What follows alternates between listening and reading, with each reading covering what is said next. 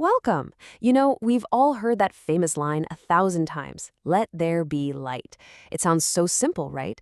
But what if I told you that behind those four words lies one of the deepest secrets of creation?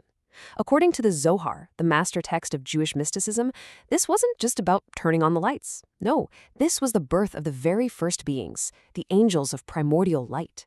So today, let's pull back that veil and really decode the first consciousness ever born from a divine word. And here it is. This is the verse from the Zohar that just blows the whole thing wide open. It states, plain as day, that when the Torah says, let there be light, it's talking about the angels created on the very first day. Now, you have to understand, this isn't just some beautiful poetry. For the Kabbalists, this is cosmic source code. This one sentence completely reframes the entire story of creation. It's not a simple physical event anymore. It's a profound spiritual engineering project. So to really get our heads around this, we're going on a journey through what's known as the Pardes, the four levels of mystical interpretation. We'll start with the pshat, the simple, plain meaning. Then we'll go deeper into the remez, the hints and clues. After that, the drash, the big picture interpretations. And finally, we'll hit the sod, the ultimate secret. We're going to look at the utterance itself, the nature of this crazy primordial light, the cosmic architecture it came from, and what makes these first beings so unique. And then, the best part, we'll see how to download all of this and light up our own lives with it. Okay, let's start at the surface. Level 1, the pshat.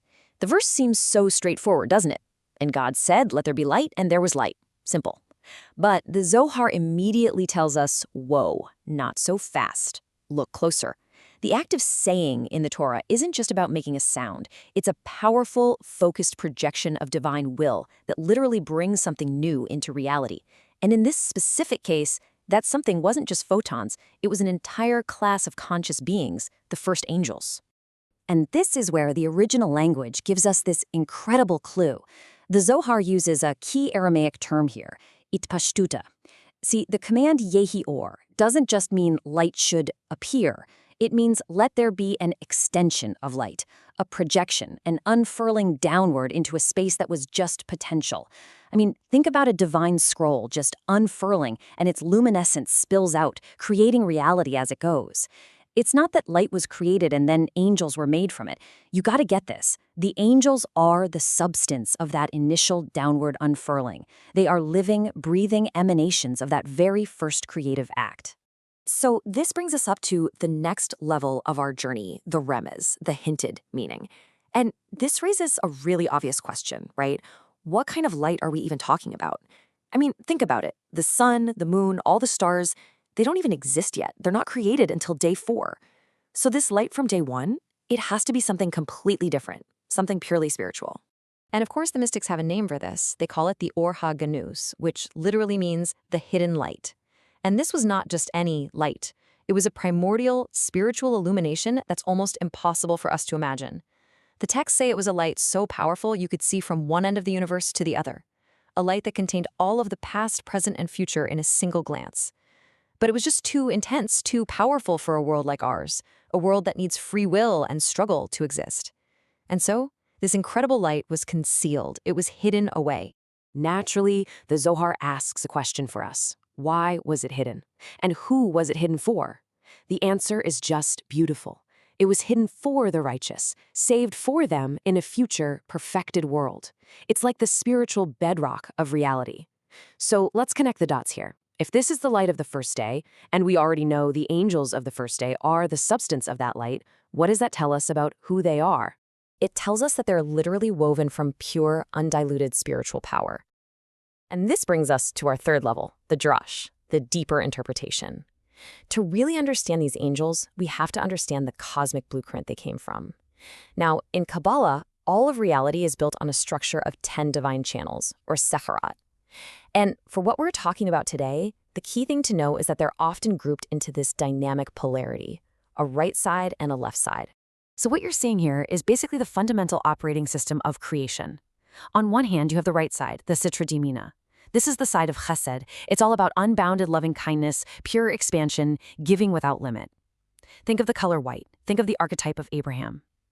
And on the other side, you have the left side, the Sitra Dismala. This is the side of Gvura, judgment, boundaries, restriction, discipline. Think of the color red, the archetype of Isaac. Now, for reality to actually work, you need both. You need the flow of giving, but you also need the channels of restriction to give that flow form and purpose. So, where does day one fit in all this? Well, the emanation of Let There Be Light was a pure, unadulterated expression of the right side. It was an act of 100% pure chesed. And how do we know that? The Zohar points to that seemingly innocent phrase, "And God saw the light that it was good."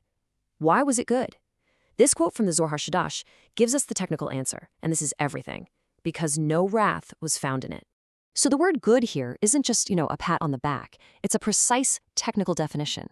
It means a state of pure kindness, completely free of the judgment, the restriction, the wrath of the left side. And this gives us a blueprint, a kind of cosmic engineering diagram for this first act of creation. You can see it laid out right here. The left side, Gevura, it exists in potential, sure, but on this first day, it's completely switched off. With that in mind, we can now finally go to the deepest level. All right, now we're here. We've arrived at the fourth and final level of our journey, the Sod, the secret. This is where we put everything together to really understand the unique nature of these first-day angels. So, if the divine will is the command, and the hidden light is the source code, then the right side, Chesed, is the exclusive output channel. The left side, Gevura, is basically a firewall that is completely turned off for this one operation. And the result?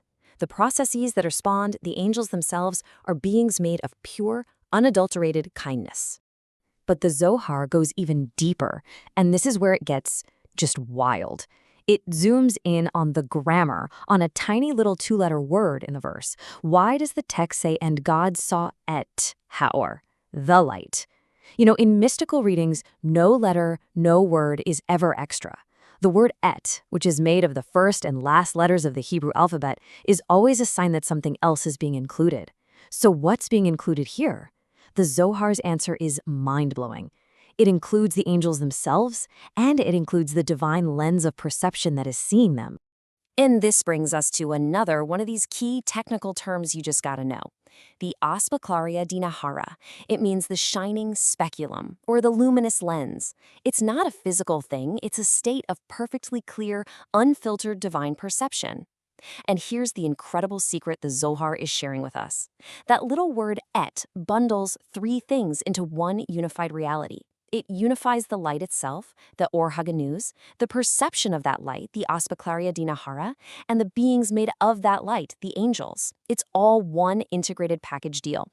And it's this entire package that gets the stamp of approval, ki tov, good, meaning totally pure and free of judgment. So now we can really lay out what makes these first-day angels so incredibly special. First, their essence is what the Zohar calls shavarta, pure white light, the color of kindness. Second, while the potential for red, for gevura, for judgment, it exists in the system, but here it's totally latent, totally subjugated. Third, this absolute unity is the secret behind why the Torah calls it Yom Echad, not just the first day, but day one, a day of unparalleled singular unity. Fourth, their entire existence, their kiyuma, is sustained purely by the flow from the right side. And finally, they contain absolutely no mixture of wrath or judgment. This makes them totally different from anything created later, which will always be a mix of these two forces. Okay, I know that was a lot of really deep, high-level stuff, so let's take a second and just bring it back down to earth. We're going to download all these concepts and look at the same reality through two totally different modes to make it stick. All right, first up, video game mode. Let's make this simple. Imagine the game creator is designing the first level of the universe. They turn on a special power-up called the Good Energy Zone. This zone is filled with a super bright, friendly light. And out of this light, the very first helper beings are born. Now, these aren't your average characters. They're made of 100% good energy. Their entire skill set is just give, help, and shine. And here's the key. The creator has all the bad energy zones in the game completely turned off. So there's no interference, no glitches, no bad guys, just pure, constructive, shining energy. Okay, now for those of you who want the more technical breakdown, let's look at the cosmic engineering spec sheet. The command is Yehi Or, the divine will to extend light. The medium it flows through is pure chesed, the kindness of the right side. The resulting state is ki tov, which we now know is a technical specs, meaning free of judgment. The product that comes out of the process is the malakim, the angels. And the governing principle for the whole operation is Yom Echad, absolute total unity. So you might be thinking, okay, this is a fascinating story about the beginning of time, but what does any of this ancient mystical engineering have to do with me right now in my life? Well, it turns out it has everything to do with it. And that brings us to our final and honestly our most important section. Because here it is. Here's the ultimate secret, the deepest sud of all. This whole cosmic architecture, it's not just an ancient story about how the universe began. It's a living blueprint of the human soul. The macrocosm of creation is perfectly mirrored in the microcosm of our own inner world. Those same cosmic forces of chesed, kindness, and gevura, judgment, they're not just out there. They are operating inside each and every one of us, every single day of our lives. And this is how we make it real. This is the practical application. When we manage to perform an act of pure, true chesed, giving just for the sake of giving, an act of kindness without absolutely zero strings attached, helping someone without any thought of what you'll get back, in that moment, we are recreating the spiritual state of the first day of creation inside ourselves. We become a channel for that pure, primordial, creative force. We actually tap into the power of the HaGanuz, the hidden light. We reveal a tiny spark of it in our world. For a moment, we become like those first-day angels, beings whose whole reality is sustained by a pure flow of goodness. So I'll just leave you with this to think about. Where in your life, right now, is there a space for one act of pure, unadulterated kindness? How can you, today, become a channel for that primordial light, even if it's just for a single moment? Thank you for joining us for this complete journey through the Pardes. We hope these ancient truths help you and your family improve your own dimensions this week. If you enjoyed this full chapter deep dive, please like, subscribe, and share which part of the journey touched your soul in the comments. We'll see you in the next chapter.